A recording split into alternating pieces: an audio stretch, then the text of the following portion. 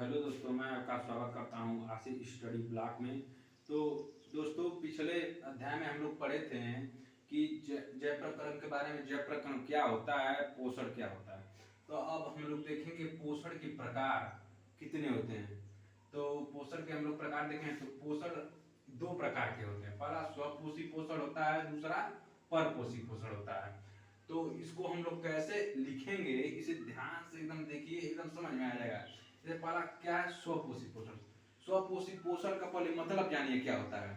स्वपोषी पोषण जैसे स्वपोषी पोषण है ना, स्वपोषी मतलब स्वयं का पोषण।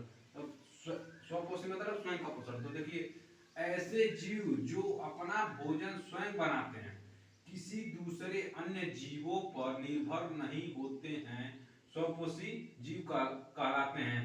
तथा इस प्रकार के पोषण को स्वपोषी पोषण कहते हैं।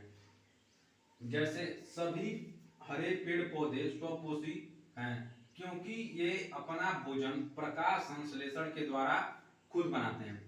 जो हरे पेड़ पौधे होते हैं ना, ये अपना भोजन स्वयं बनाते हैं प्रकाश संश्लेषण की क्रिया के द्वारा। दूसरा क्या है, परपोषी पोषण।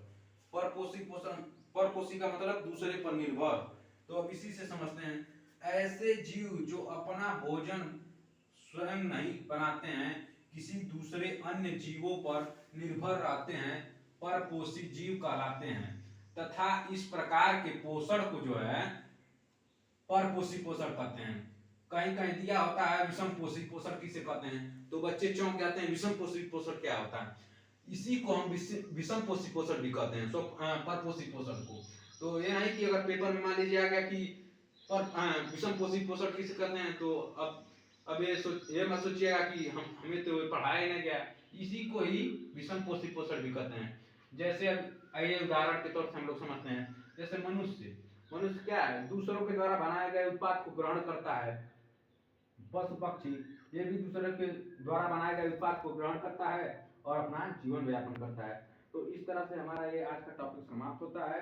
कृपया इस जो चीज हम पढ़ाए हैं, इसका स्क्रीनशॉट एक बार आप लोग साफ साफ से ले लीजिए।